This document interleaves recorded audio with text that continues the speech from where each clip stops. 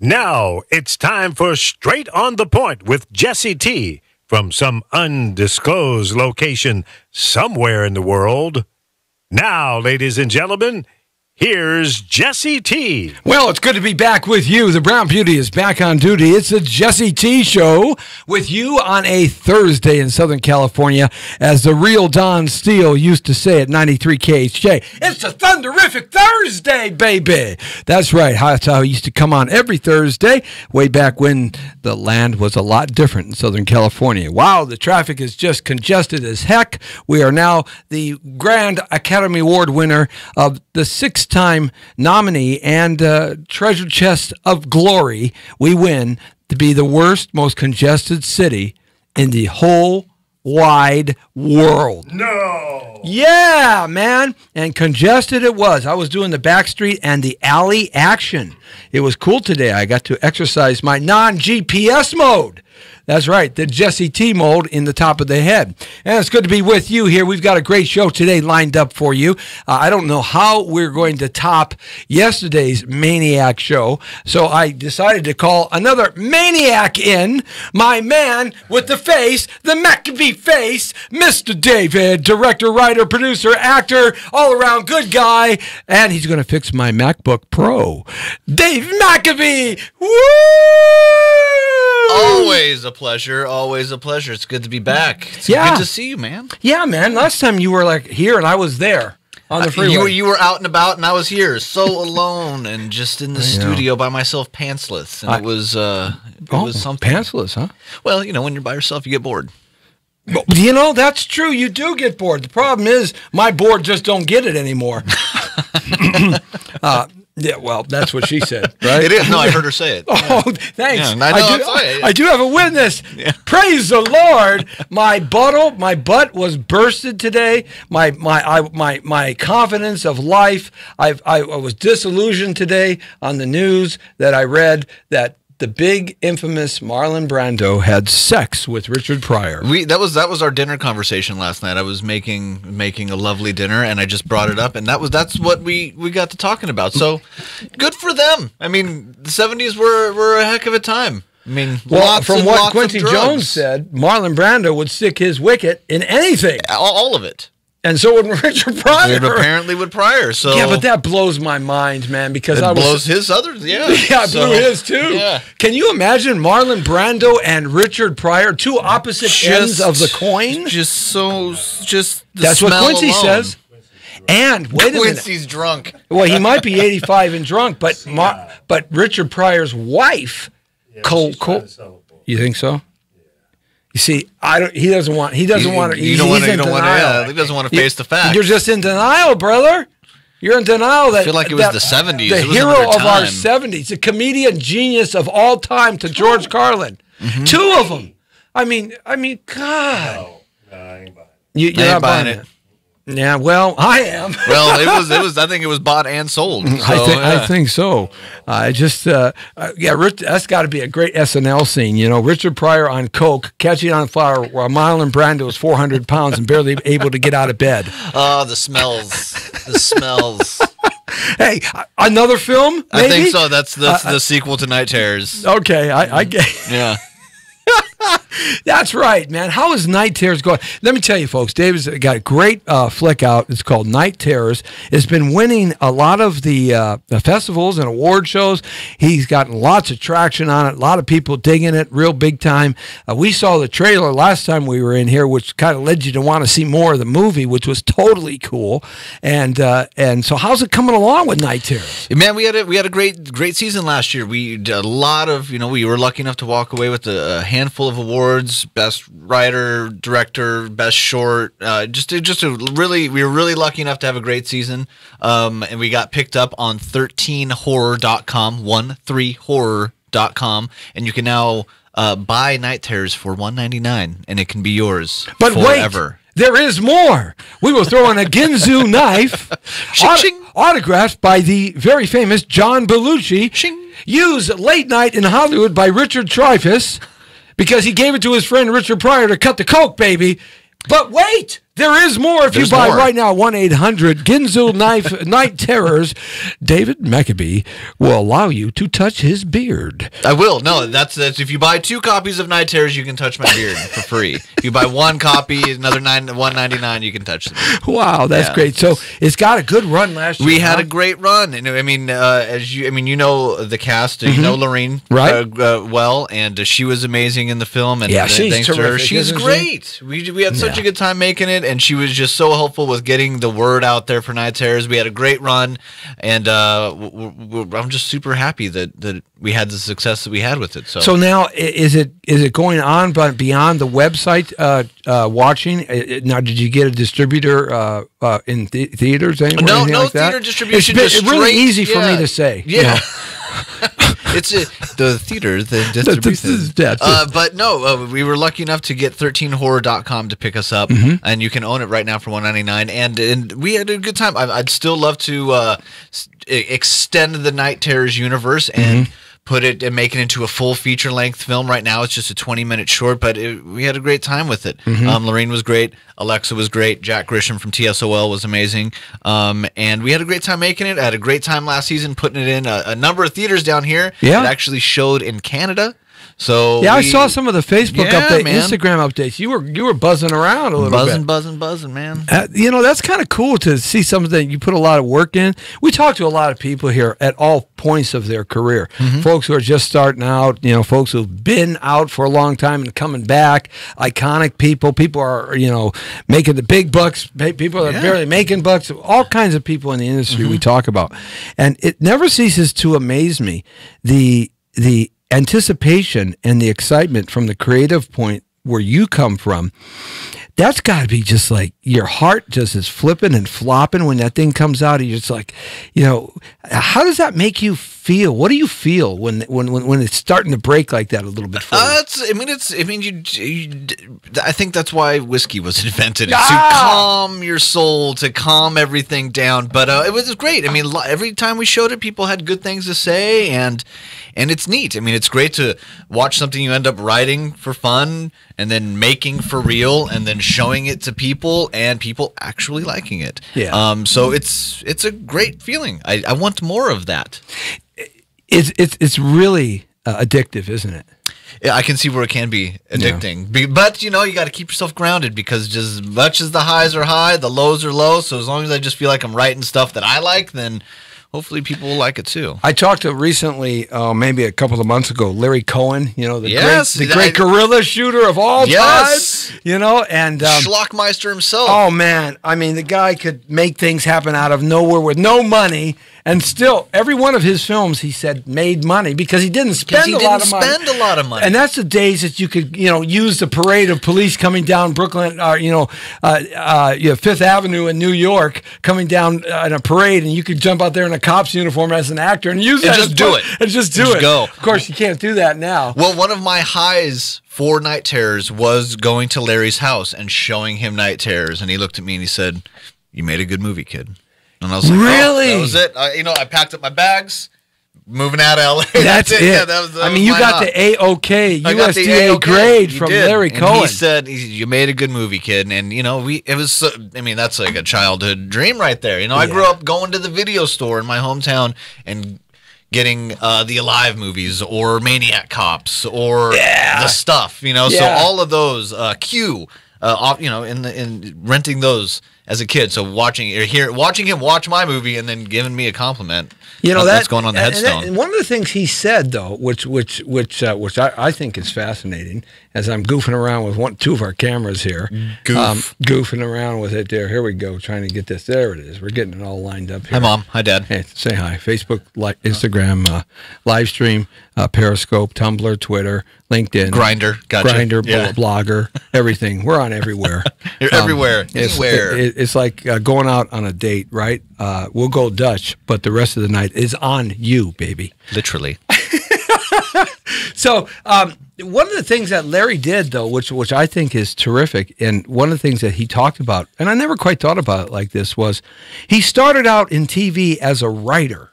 That's where he really got his first success as a great TV episodic live TV writer. Yeah. And then he realized that sometimes the stuff that he would write would have to be changed, and maybe not changed by him, somebody else. Yep. So he decided to protect his writing. He thought he should be a director. So he started directing. You know, it was first in plays and in New York and stuff, and then on TV, of course, because he had the connections. And then from there, you know, he was getting a lot of flack that he could protect his writing, but then he thought, the budgets are being cut. I don't have money for this when I go need it. They're saying I can't do that. I can't get this actor. I can't have that prop because we can't afford it.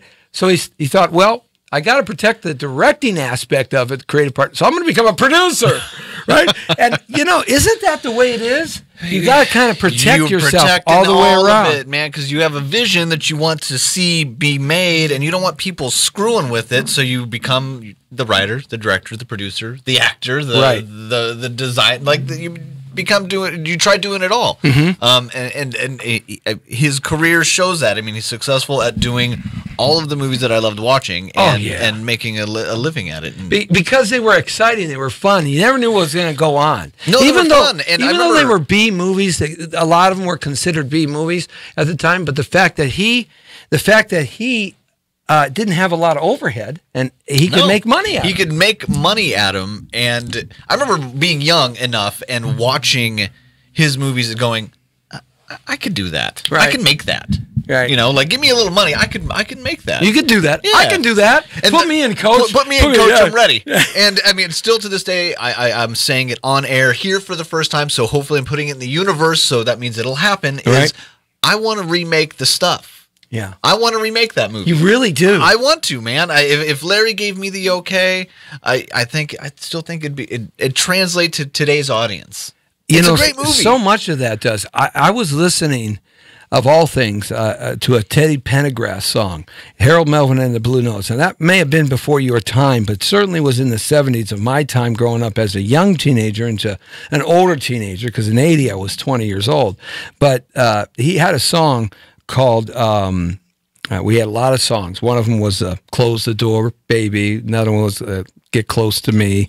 But one of the songs that he talked about was hatred and racism, and how our world is really in flux, and we need to get better. And I was listening to that song, and I said to myself, oh, man, 40 years later, that thing is like it's apropos right now. Still ringing true, right? It's still ringing true. Yeah. So you can bring stuff back that still has resonance today. Yes, and I think, you know, like I said, I'm putting it out there in the universe, but it also paying homage to such a great man. I mean, his documentary just came out. Oh, isn't it? It's so good. King Cohen? Yes. We went and saw it. Were you there? I wasn't there. I was out of town for the premiere, but I was watching it live through you. Oh, cool. Yeah. So thank you. It was like being there. But I mean, the documentary is great. Oh man, he is the king. He's the king. Total king, and everybody was in that. He told me the people that he had to cut out, otherwise it would have been 5 hours long. 5 hours long, I'm sure. He just tried because everyone loves Larry. Everyone loves Larry. Larry Cohen, everybody, great director, old timer. You can check him out, but not really an old timer because he's got the energy of an 18-year-old. He does, and he's still going strong and going hard. That's what I want to be like when I'm that age. I want to be like still grinding, still doing it, still. Right. So what projects that you have coming up that are fresh and new, other than Night Terrors, which is, you know, going to continue to go on, and it's going to continue to grow, and you'll eventually get the funding for a full-length feature. No, I feel strong about Night Terrors. Please go check it out. Starring Lorene Landon, who's an amazing woman in herself. She's a classic. Newcomer Alexa Nahara, and punk rock legend Jack Grisham. So go check it out. 13horror.com. Yeah, he's got a book coming out. He's got a book tour. He's going to be signing books somewhere. Signing books. He's written 2 or 3 books. Sorry, Jack, if I don't remember, but I know at least 2 books. He's rad. Go check out Jack. He's all over the place. Yeah, we're probably gonna go and check that out, because I remember him when he first came on scene in the punk music industry, and I go way back to the Dead Kennedys and the Sex Pistols and Sid Vicious and Circle Jerks and Wendy O. Williams and the Plasmatics. I mean, a lot of those guys are LA cats too. Yeah, a lot of the Plimsolls, stuff. TSOL. They all kind of came up together. So having Jack in the movie was amazing. Yeah. We still see each other quite a bit and work together. But I just wrapped a feature-length movie called For the Love of Jesse. Oh, really? You love me? Thank you. I do. And I wrote it. It was inspired by my last time here. Oh. And so you're welcome. You made this happen. I can feel the pitter-pat of your love for me. Pitter-patter. Pitter-patter. Mm-hmm. Wow. And that's what I did. And I wrote a romance movie for you. It's a love story. Oh my goodness! I even get a love story going on. Ooh, wait a minute. Wait a second. You didn't catch me last Tuesday night, did you? Yeah. That's where the inspiration came from. Gee whiz! I did lots of whiz. Yeah. Wisdom. Thank you very much. You're welcome. Yes, I had to clarify that in our sexual harassment society. Because gosh darn it, I don't want you sexually harassing me. No, I just sexually harassed you. You did. You didn't say please. You brute. Yeah. You brute. Blazing Saddles. Yes, thank you. Yeah, man. Richard Pryor wrote that part that Cleon Little played in Blazing Saddles was actually for Richard Pryor. Yeah.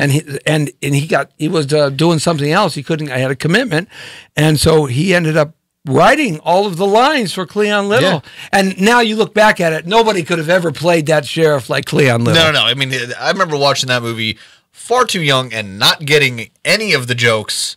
Thank you, Dad, for introducing me to that in a number of films. But oh my gosh, I still have that. I watch it. I watch it all the time. At least a few times a year.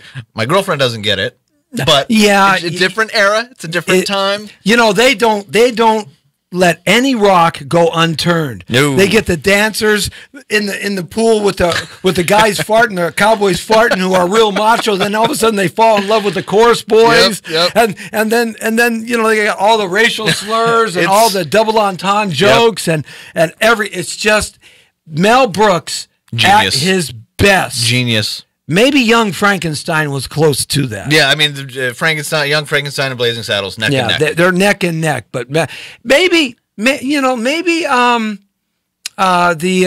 Star Wars Spaceballs was really good. Again, those three are classics. So it's kind of cool when you start looking at the history of what you are a part of and how long and what you can do with it. Do you think that all this stuff that's happening in our society today is affecting the film industry's creativity to be free? No, I think, first of all, all the things that's happening in our industry right now is good. Kick the dirt out. Right. Make room for guys that just want to write and direct and do cool stuff. Mm-hmm. It's about damn time. Beat it. If everyone's had enough of it, it's time to go. Right. So that's good. Let's clean house. Let's make room for a new generation of people that don't want to be the worst people ever, that just want to make stuff. Yeah, well, there's some stuff that came down the road here just in the last 48 hours about, I call him Wienerstein. The LAPD's about ready to press criminal charges against this guy. So, I mean, it is a cleaning house, and I'm glad it's doing it. It is the older vanguard, though, the last remnants of old-time Hollywood, and I grew up in that, and so I can tell you countless numbers of stories of things that happened. I don't doubt it, countless times I was in the parking lot with my hands around somebody's neck saying, really? Is that what you really want to do? Yeah. Right. I don't think so. I don't think so. Yeah. But it is it's going to change the industry to some degree. But do you think that because of all of this that we're going through in the country, all this dissension and this hatred of everything and everybody, this violence and everybody's quick to get angry, do you think that is putting a little bit of a cap on the creative process of writing? Because as writing, you might be afraid to say this. You might be afraid to say that. You might be afraid to put that scene together with that scene. I mean, do you think that process is being stifled at all? If it's stifling you, you're doing everything for the wrong reason then. Right. If you just write to write. Don't write to please me, to please you. Write something because you like a thing. If it ends up being offensive, then I don't know. It depends on who you're offending, but like maybe that's okay. It's okay to get a thorn in your side every once in a while. It makes you stronger. But if you're writing just to please everybody, then you're doing it for the wrong reasons. And then kick rocks. Yeah, writing is really where it all starts, isn't it? It all starts with the writing, and you spend most of your time thinking, taking notes. My writing. phone is full of I'm constantly thinking of something. Right. Take a note, write that down. Then I go home, and my poor girlfriend, I'm up early, writing. I get home late, writing. And it all starts with writing. It does. Everything in the creative process kind of starts with writing. More or less. Music, literature, of course, filmmaking. It's all about the words. It's Yeah. all about the words. It's all about the action that's happening. So Yeah. it all starts with. It must be a blast to see your words come to life. It's a trip. How man. cool is that? It's a trip, man. It is very cool. I mean, just the last movie we did, For the Love of Jesse, spent over 1.5 years writing it. Wow. So to spend 1.5 years writing and rewriting and new drafts and other drafts and blah, blah, blah, blah, blah, and then being on set and watching it happen, watching those people say the words, it's a trip. It's a trip and a half. And they bring something sometimes that totally surprises you, doesn't it? For the amount of time that we had to shoot this movie, we had just a little less than 20 days to do it. Wow. Watching That's these old people, dude, it was something. Yeah. Watching the cast make these characters their own and bringing their own spin to it was amazing. There's not a lot of rehearsing time we had a million reasons why, and watching these cats just bring it together and make these characters their own and make the story come alive, it was a trip. It was awesome. Hey, we're in here on the Jesse T Show with Dave McAbee, man. He's a great director, writer, producer, making cool stuff. Go check out his film Night Terrors. And if you don't know where it's at, you can Google search Night Terrors, and you will love the poster on that thing. It's ghoulishly frightening. That poster that you got. You're welcome. That is scary stuff, dude. That's like freaky, scary, You're weird welcome, stuff. world. Yeah, check it out. If you just Google Night Terrors, you'll find our stuff on there. It's all over my Facebook. But I love the poster. Yeah, I've that got poster. a nice framed version of it in my office, and I love it. Yeah, it's a kind of poster that you kind of know what it is, but you have no idea what it is. And boy, if you wake up after one too many whiskeys and a bad nightmare, Which that thing's I looking have. at you, man.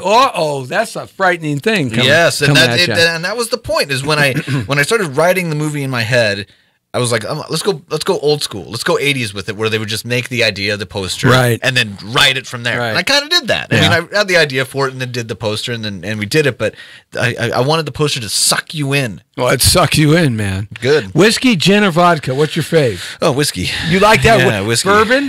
I'm a bourbon man. Oh yeah. Oh yeah. Any distillery that you like better than others? There is it's a Chattanooga. Chattanooga makes a whiskey. Yeah. I spent a lot of time in Chattanooga, and their whiskey is one of the best whiskeys I have ever had. To all my friends in Chattanooga, I love you, but I love your whiskey almost more. So man. It is good stuff, man. Yeah, dark, sat a while, fermented a long time, and that it's got that rich kind of oaky wood kind of smoky feel, right? That yes. Yeah, absolutely.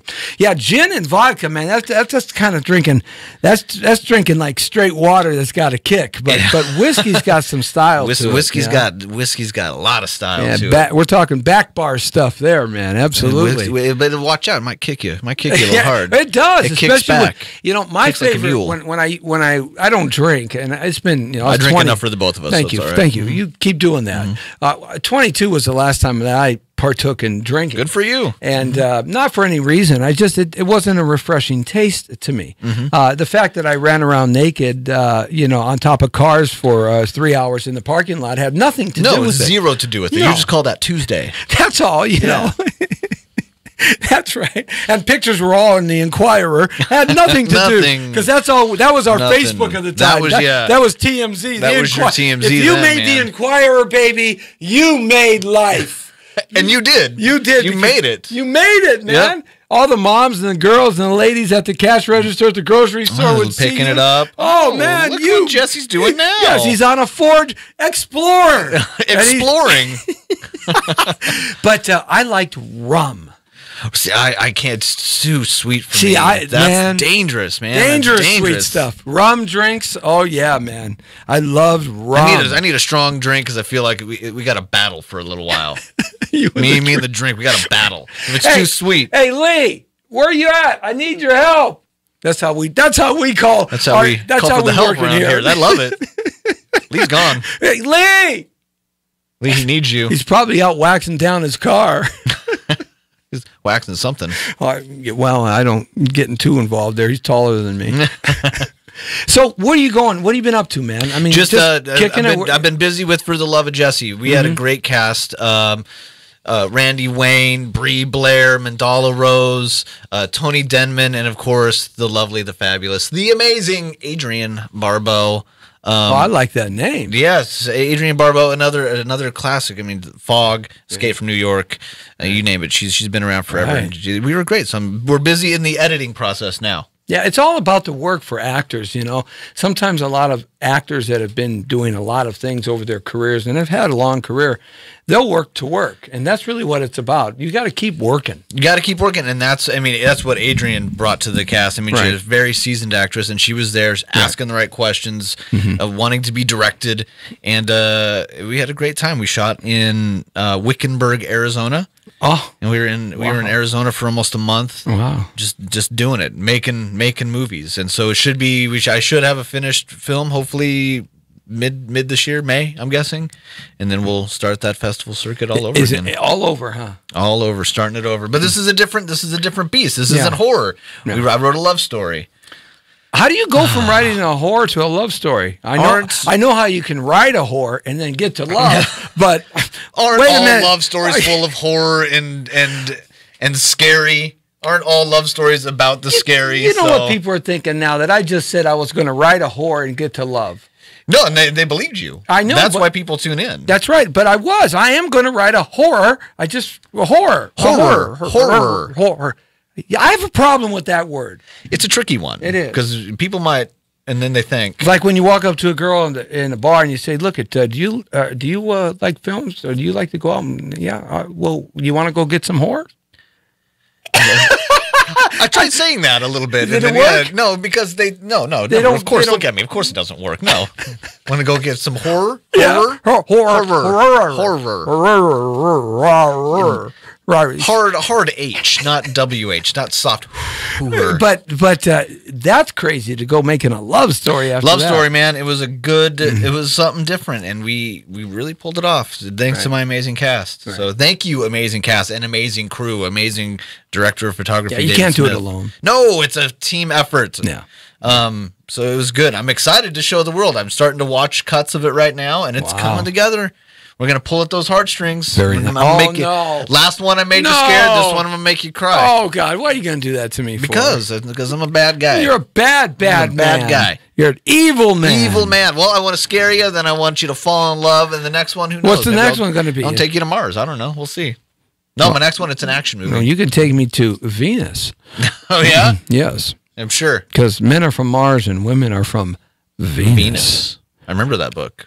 I didn't read it because it sounds like garbage, but I remember. It was garbage. Yeah. It was absolute. I only read it because the girls like to read it. Because the girl, yeah, you did And it so for the ladies. I just did. I did a lot of things just for the ladies. Well, like dancing on Cars Naked. Oh, you had to remind me of that, Yeah, didn't I did. you? Well, Yeah. it all comes full circle, A Jay. little rum, man. A lot of rum. I'm not fooling anybody. Can't fool this guy. Ain't that no lie? That's true. So, this is what I've been meaning to ask you. Now I know everybody likes the beard. I know that's that's the Maccabee face. You know, I love that kind of slogan you got. That's really cool. Are you going to let that beard kind of go really long, like lumberjack style? So it gets Or about Viking style? It gets about this long sometimes. And to my girlfriend Caitlin, I'm sorry, baby, but I gotta trim it up. It gets too homeless looking. People start handing me quarters, sticking things in it, and I wake up with it in my mouth. And so this is. I mean, it gets a little bushier, but when it gets homeless looking, man, I gotta tighten up the ship, rein it in, as they say. So I used to say, you wake up kissing your pillow. Oh, I got you. You wake up sucking your I beard. wake up sucking beard. It's like summer camp. There's something about that just doesn't set right in my No, head. I want everyone to put that visual in their head, and let's talk about my movie, and then talk about me sucking on my beard. Yeah, I so got think about that for a flashbacks to second. Richard Pryor there for a second. You're welcome, Venus. Quincy Jones really laid down the anchor yesterday. When you're Quincy Jones and you've got all the money in the world and you're 80 and you just don't give a rip, I would start saying everything too. Man, he said Michael Jackson stole all his music from Donna Summer. You know, did he talk about the JFK assassination? He said Michael that Jackson? Sam Giancana, and if it wasn't for Frank, he wouldn't. He was never going to go back to Vegas again because they did him like they did Sammy. Yeah, you know, wouldn't let him in the front door, and Frank made it happen. Yep. I mean, this guy was laying that. He was good. He said Ringo Starr was the worst drummer he's ever seen in the world. Oh, Paul would say that too. So, and the funny thing about that, you know, they're doing the session with George Martin and the Beatles, and Paul McCartney was the worst bassist he ever heard in the world, and so poor Ringo couldn't get something down after hours and hours, a little 4-bar thing that he was doing. So they sent him out to go, you know, get some English shepherd pie, right, and lager, yeah, right, and they brought in one of the greatest drummers, jazz and R&B drummers of all time, and he laid that lick down in 15 minutes. We have one take, boom, yeah, right, and then Ringo. all of a sudden, the Ringo comes back and said, "Let me hear that track." I thought this was a gas. Let me hear that track. Okay, boom. Hey, that didn't sound too bad. And then Quincy says, "Because it wasn't fucking you." Sorry, guys, but read the article. Yeah. That's what Quincy, he says. Quincy was, man, speaking truth. It's about time. Well, I guess when you're 80 and you got nothing to lose. Yeah, what are they going to do? What are you going to do? Kick him off? Yeah, Kick three, him out? three hots in a cot, right? Yeah, no way. I mean, he's good. Let Quincy be. Let him speak some truth. Oh, man. You know. Quincy, want to grab some whiskey later? Oh, you know, I interviewed him back in 1982 at Kiss FM when I was working at Kiss AM and Kiss FM on the air, and we had a show called L.A. Night, and it was just a entertainment interview show that they'd run on the weekends, and Motown was just upstairs in the old Motown building on Sunset, across from the Palladium, and so. We saw Smokey, we saw Quincy, we saw the Temps, the OJs, Diana Ross. We saw everybody in the 80s who was still alive. Unfortunately, a lot of people have passed now. But so he came and did an interview. But we only got a chance to talk music. I would love to interview him now. Oh, yeah. Because he's laying that wood down, baby. I would love to. Open up the mic and just let talk, him go. Man. Just go. Talk, I want to know all the secrets. Do you want to know all the Hell secrets? Yeah. You know, that's the one thing about being president. Would that be the coolest thing? You know the secrets. Yeah, the first question would be like, "Where are the aliens? Show me the ships. I know they're there." That's the first thing I'd ask. I don't care about politics. I don't care about what happening over there. Show me the aliens, bro. I know the aliens are there. Show them to me. That's my first day as president. First day. Show me the aliens. Yeah, I'm walking in with a cocktail in my hand. You're not talking about people from Costa Rica. No, I'm not talking about Costa Rica. I'm not talking about my friends south of the border. No. I'm saying, no, show me the ones. Show me the real ones. Yeah. Let's see it. I just hope one of them is like in Star Trek, painted green, and from the nymphomaniac planet. Yeah, well, that'll keep you busy. Yeah, well, look, show me the female aliens, man. Yeah, what would be your next question after that one? Because everybody wants. Hey, can you find his trailer, Night Terrors? On there for us, and yeah, it's on YouTube. If you go to Vimeo and just type in Night Terrors, it's on YouTube. It's on my Facebook. It's on his Facebook too. But everybody wants to see the aliens. Everybody wants to talk to Gort. Remember when the original, when the Earth stood still, the original one. Everybody wants to. You know, they say that the CIA went to Hollywood to build a movie, to make a movie, because they wanted to test America's reaction to something if that happened, and they didn't want a B movie, because that's really a good movie. It's a great movie. It's classic. They put a ton of money into the special effects of the time, and that's what they say about that movie. But what would be your second thing to ask? I know what mine would be. You go first, then. Mine would be, how the hell did you let the Rothschilds take over the planet Earth? Yeah, well, that explanation would be this thick. Right, you're just starting at the beginning of time, man. Starting at the beginning of time. Yeah. I think all those secrets might make your brain explode. That's why I just say, give me the aliens, man. I'm getting on that ship. Oh, later, that'd be cool. Later, boners. I'm out of here. Let me take a ride. Yeah, let me take a spin. Just let me take a spin to some other universe and back in 2 hours. And later. It's been 50 years. Yeah, right? Exactly. I'll see you guys in 50. Oh, that would be kind of cool. Night Terrors. If it's on Vimeo, it'll come up right away. I think another one that if I was president, another one would be, after those two, would be who shot Kennedy? Yeah, I'd want to know that. I want to know because Quincy says it's Sam Giancana. Yeah, Quincy's got Quincy's got answers. Maybe we're thinking too hard. Maybe we don't need to be president. Maybe we just need to talk to Quincy. Maybe Quincy's got the aliens too. Quincy, where are the aliens at, bro? Come on, man. Where are the aliens at? Come on. You know, he did spread his love around the world, you know. Maybe across the universe as well. Maybe Quincy is an Anunnaki. I wouldn't doubt it. Maybe he is. Quincy, we're on to you. Yeah, but I'm cool with it, man. Yeah, no problem. Let's get some whiskey. Talk about aliens. Absolutely. You know, when you're out there contemplating these crazy ideas to do films, I mean, where does that happen for you the most of the time? Does it happen at the house, or does it happen driving down the freeway? It's happening right now. It's happening when I'm driving home. It's happening when I'm sitting in my office and it's dark, and it's happening when I'm hanging out with my dog. It just happens. The hardest part is thinking it and then putting it out. So is getting the discipline to like getting an idea and making it that does take a physical thing, you know. So that takes discipline, which I am not good at because writing is very hard for me. It really? Yes, it's hard to sit there at your computer and write when I could be looking up my Facebook or at IMDb or checking Instagram. So it takes a little bit of discipline to shut the world out and write. My buddy James Fargo, the great old-time director that directed John Wayne, and he directed all the Dirty Harry movies of Clint Eastwood, Magnum Force, and all that stuff, and tons of TV, Bonanza. I mean, you know, he's still James Fargo. He's still directing, and what he told me is he said the writing came really simple for me, but what was really difficult for me was dealing with the people that would be actually making the decisions.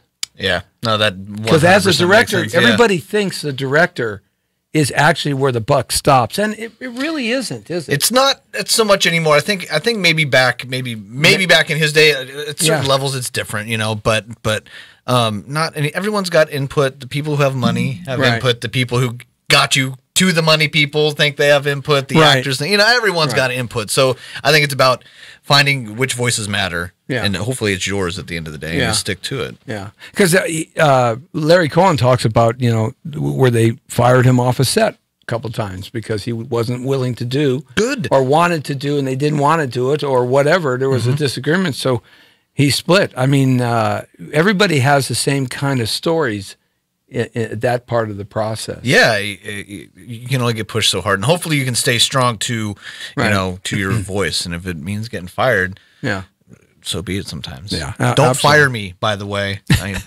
Don't fire him. Don't fire me. Hey, you fire him, you're going to have a problem. I'm gonna talk to this guy. I see you working out all the time, bro. Yeah, so, that's right. You know, I'm a Spartan racer. He's a Spartan racer. What can I say? You know, I'm trying to look like this young man right here. I'll bring him up. This is the guy I'm trying to emulate. And because he is a professional. Look at that boy right there. That he's got a lot of muscles. Yeah, that boy right there, that's my son. That's Jesse Andrew Torrero, and he is a Spartan pro. Really? Yeah, at 22. Oh my gosh. He runs 5 miles and 21 obstacles in 39 minutes. Sweet hell. It is. You know what I can do in 39 minutes? Watch almost a full episode of X-Files. You know what I try to do in 39 minutes, and it doesn't always work? And I'm not talking about making chocolate shakes. I don't think I'm ever going to look like that again. Say, he's got muscles in places. I didn't know you could have muscles. Like his earlobes have muscles. Look at Jesse Andrew. Wow. Yeah. So... That is a machine. That's a machine. He's the Terminator. He's a monster. He's unbelievable. But thanks for the compliment. No, it's amazing. Not you. No, I know. So the world knows. Yeah, that's not me. It's not me. No, I don't want to be that. Did you ever look like that? Yeah. No. Bigger. I was bigger. No. Yeah, he's only 100. I will. I was 257 Evidence. pounds when I played ball in college. How much? 257. No. With a 36-inch waist. No. 56 jacket. No way. Yes. I got the stretch marks all over. You want me to show them to you? No, that's disgusting. I'll throw you. I'll show you all my stretch marks. All of them. You know, slower. I got them all. There you go. And as I get bigger, the stretch marks come across places I thought they weren't. McNally. Yeah, but no, he's only 155 pounds. That's ripped. lean. I was never ripped like that, but I was big. Right. There's a slight difference. It's a big difference. It's a little different. Right. I put my head through doors, and he runs around. He's Brought smart. to you by rum. Yeah, oh, God. You had to bring that one up again. You can't escape it. Can't get rid of this guy. You like being fit? What kind of fitness do you like? Look, this is not fit. My diets consist of movie popcorn and beer. With the butter? With The hot butter and salt? Yes, yeah, of course. No. AMC or Edwards Cinema? No, we Cinemark? do Which the one? Which one's the best we do the popcorn? one I go to the one by my house in La Cañada, Regal, because they got the seats that recline. Oh, man, I'm getting comfy. You are. Shoes so off? Shoes off. So my version of working out is just hitting that little thing in the recline, watching the movie. No, I wish I worked out. I wish I was, again, disciplined enough to work out. Right. But I mean, it takes time to grow a beard like this. It does. Yeah. That's quite a lot of work. It's a lot of work. So that's where my discipline comes in, is being lazy. When I grow a beard, it's like a patch of an oasis in the middle of a desert, oasis, right? yeah. You know, there's a little piece here, a little piece here, a little piece here. You're lucky. You just got to put all the pieces together. I used to use black shoe polish. There man. you go. That'll do it too. Or my That'll mom's do it. mascara. That'll do it. Hey man, whatever gets it done. Yeah, so I figured it didn't work too well, because after running around on top of cars and sweating, it would start to smear a little bit. Then Yeah, I would gotcha. really be a night terror. Yeah, that's a true night terror. That's a real life night terror. Oh, God. A bunch of them. Yeah, well, so which one would it be? What's the best one? Night terrors, not night of terrors. No. If you go to, I don't know, if you go to YouTube. What we're doing is we're looking for the trailer right now. Yes, go to there. YouTube and just put night terrors. You'll find it. It'll It's pop on right there. Maybe I could. It's a really scary looking poster. I mean, it looks like. I see one here, 2008, 2015, 2011. No, last year. Yeah, whatever last year was 17? Yeah, I don't know. It might have been 14. 14, Cosmic I don't know. reality Yeah. I'm in sometimes. I think of like 2008 is like last year. So I'm traveling down the freeway last week, right? And I get pulled over by a guy in a Harley CHP because I'm talking on the phone, right? And he dead set looked me straight down. And I looked at him and I went, what am I going to do? So I pulled him over. He pulls me over. We get to talking, and I actually talked my way out of that ticket, and I talked my way out of most tickets. I'm pretty good at it, but are you good at it? No. I've got little patience for it because I know I did the thing wrong. Let's get the ticket. Let's move. Let's go. Let's do it. Scroll down. Tears. Maybe.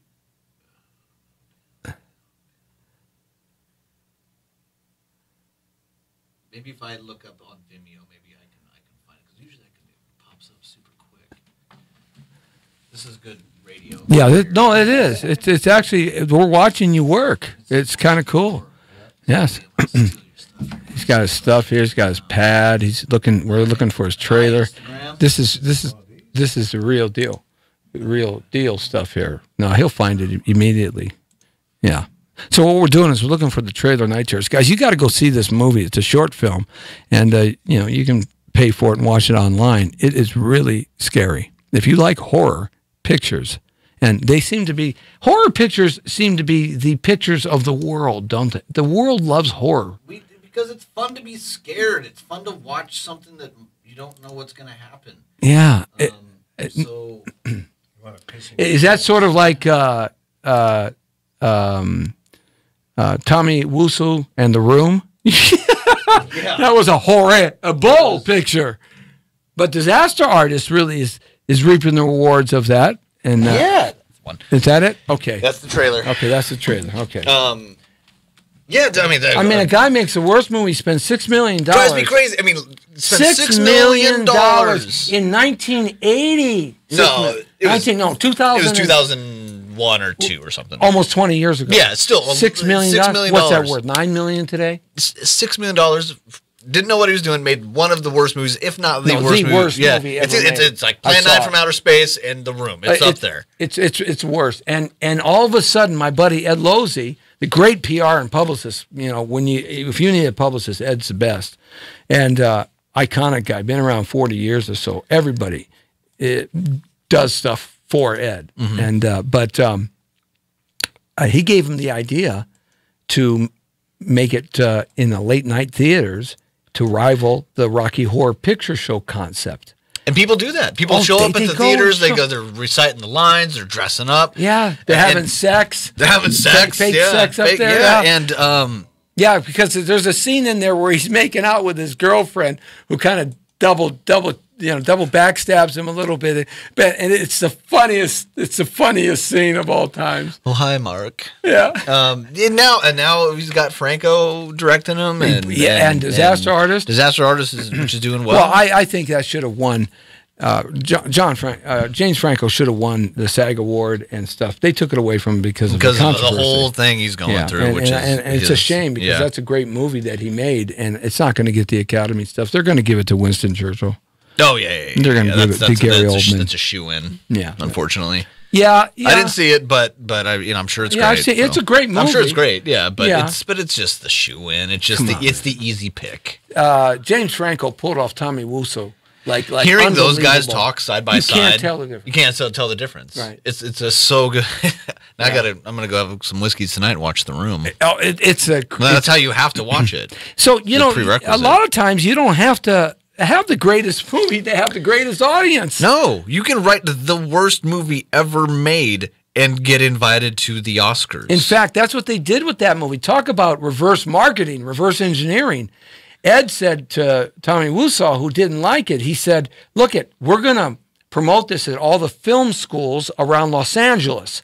And what we're going to do, UCLA, USC, all the really prestigious film schools, the top 5 or 6 around LA. And what we're going to do is we're going to market it as this is what you don't want to do, don't do to the this senior thing. Students to make a movie. This is everything that went wrong and was wrong in that movie, and this is what you don't. And it was a hit. And what happened was all the kids, all the young guys and girls were laughing. It became like the dark comedy, the English dark comedy. Yeah.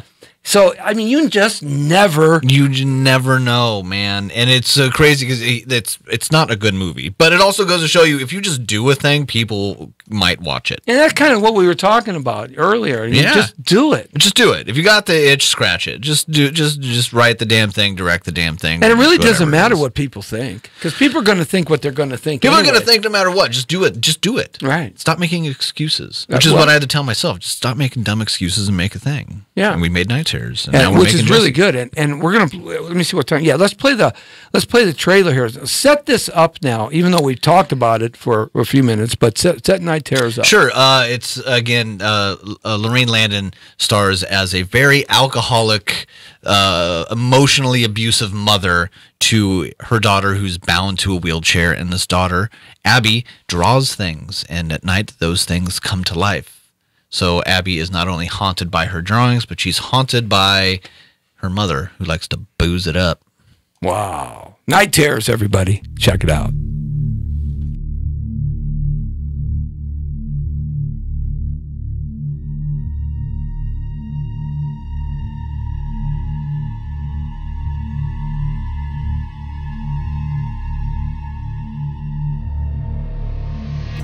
I hate that word, Mom. It makes me sound so old.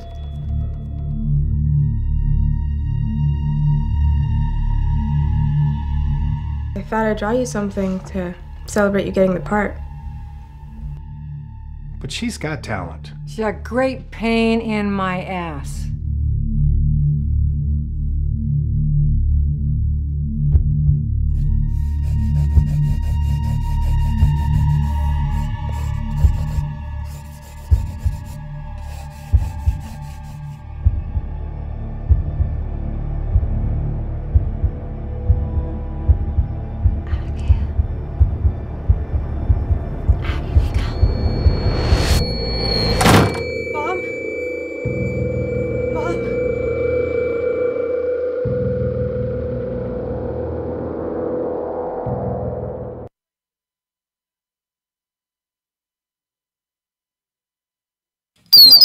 You see, that's the thing about this movie, and it ends. The trailer ends, but man, you want more of it. You do. So go to 13horror.com and buy Night Terrors for $1.99. $1.99. What do you Taco Bell? That's gonna make you crap your pants, or you can watch a cool movie.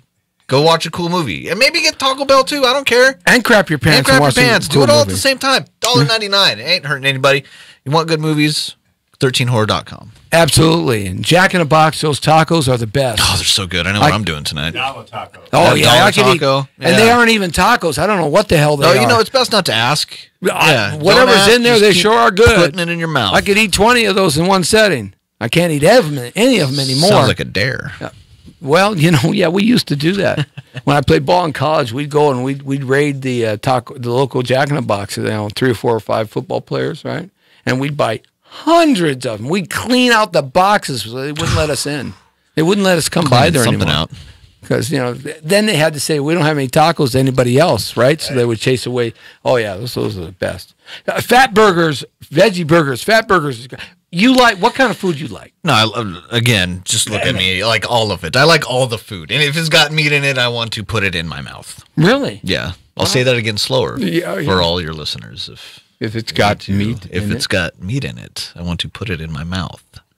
Sort of like Marlon Brando and Richard Pryor. Yes, back to The Godfather, which was, and it makes that movie even better now. It is. I didn't think about that, Lee. Thank you. The Godfather himself was having sex with Richard Pryor. I don't care if they want to have sex, but I'll tell you what. Cocaine is a hell of a drug. I would spend $2.99 to watch a video. Oh, yeah, but you know, if whatever you do on your Tuesdays, man. Yeah. I'm not going to judge out loud. I can't jump on cars drinking rum anymore. I got to do something Got to fun. do something. That's the director's cut of Godfather. He lost his damn mind, and he's drunk. Well, God we know bless Richard him. Pryor. He set himself on fire, you know. Yeah, but that ain't got nothing to do with it. Well, he was an addict. Can you imagine those two bumping swords, man? There was a lot of bumping. There was a lot of large people in there. Just, yeah. Richard, Oof, just imagine. will you come behind me and milk me like a cow? Oh, Brando. Right? God bless your soul, and thank you for all the good memories that you keep leaving us with. 2018, we can't get rid of the guy. Can't get rid of it, man. Keeps coming back to bump something. So, overall, things going the way you wanted them to Things go? are going good, man. I'm excited again for the love of Jesse. We're just busy. My editor is super busy, just editing away right now. Can't wait to it's see going to that, be hopefully it'll come out this year, and then I'm working on my new thing now, and hopefully we'll have something new to show you for 2018. So you're working continuously on the product. Always working, man. Always got to stay moving. So when I'm home, I'm writing and watching the new edit of Jesse, and it's been a hell of a ride. Yeah. Every time you say that, I have this ethereal reaction. I don't know why. Good. Hopefully, other people will feel that too as they're watching this. And Tell you when what, they I watch, just wanted to For do the Love of when you Jesse. do your premiere, I just want to get up there and say, "It's me, Jesse T, here at the theater, the AMC Theater, for the love of Jesse, baby." Well, no, not me. You can love me if you want to. You love him. But it's not for the love of me. It's actually not anything about me. But my name happens to be Jesse, and it's for the love of Jesse. Jesse. Jesse's my name. And it's a movie. Yeah. Baby, you want to have some sex with me? I think that's how it started with Pryor. Yeah. That's right. You just asked nicely. See, the 70s were different. You just asked nicely. Oh, the 70s were a time of exploration. Yeah, they were, and people were exploring in a very They were unique way. Sexploring. They were doing. See, I did that. I'm a it was a writer. wild time. 70s were a wild ride, and I was only 14 in 74. Thank God for a 1974 Caprice Classic lowered to the ground with Kragers and 520s. Orale, pues, essay. Ooh, That happened. No, own it. I'm owning it. Owning it. Own it. Own it. But it's good to be back here. I'm stoked to be back here. I'm stoked to be talking about horror movies. You are forever going to be an institution on the Jesse T Show. Oh, then I apologize. You know, when we go to NBC and I take over Jimmy Fallon's job, because that's going to happen. Or that other guy, Jimmy, no Talent Kimmel. Calling you out, Kimmel. He's calling you out. No Talent Kimmel. Calling you out, Kimmel. When I take over his job, you are going to be like my Don Rickles to Johnny Carson. Love it. Sign me up. Just Where do I come sign? on back. Done. Done and done. Some of the best ones were Don and Johnny. Oh, yeah. Don was Frankie? great. Yes, I remember being young, thanks to my folks who let me watch that stuff. It forms you as a young man. It does. It absolutely does. So you live in a nice place, you know, and you got some relations going on. You got a romance going on. Did that help you write this movie? Is there anything from your personal life in this movie? It's actually... Or is it all kind of it's all fiction, but like luckily my girlfriend is very supportive and is very honest. So I'll say, baby, I wrote this thing, read this thing. What do you think? And she'll say, yay, it's cool, or this doesn't make sense, or this is kind of garbage. Maybe you should start over. Because she's the viewer. Right. She's a viewer. That's all she is. She doesn't work in the industry, so she's just a viewer. So that's the person I take it to. Right. So you know, you don't get the reaction like, how come you don't treat me like that? What's wrong with you? How come, honey? Baby, I'm sorry. Honey, David, Baby, why don't you take me out? I make her call me the Maccabee face. Maccabee face? Yeah. Why don't you take me out to the beach like that? Because I got to write. You get no nookie that night, man. Ain't no love. Always take it from me. To have a happy life, you have to have a happy wife. Or not have a wife at all. Thank you. Oh! But he'll be here all night, folks. Yes. And tickets are free as the rum kicks in. Thank you. Yes. Dave Maccabee, man. The Maccabee Face. Night Terrors. We played it. Go check it out. He's got a new movie called For the Love of Jesse. And I appreciate that. You could have named it anything, but you named it after me. And I know you're thinking about me, man. And check him out. He's going to be around. He's always coming back. He's got an open ticket to our studio and our station here, KTNT Radio, TV, podcasting, and broadcasting live on the network, The Jesse T Show. It's a Thursday, a thunderific Thursday as we move into the weekend, and it's going to be a good one. I think the bikinis are going to be out, and the beaches are going to be happening. That's right. So you have a good one in the world, according to Torrero. You're straight on the point. Any last words, Mr. Maccabee? Thank you for having me. Go check out Night Terrors, 13horror.com, and my new movie, For the Love of Jesse, starring everybody. I like that. Hey, the Brown Beauty's off duty. See ya! For the Love of Jesse, huh? You gotta make sure Jesse doesn't get a cramp in his big. Jesse sometimes gets a cramp in his big toe. Oh, I gotta stretch.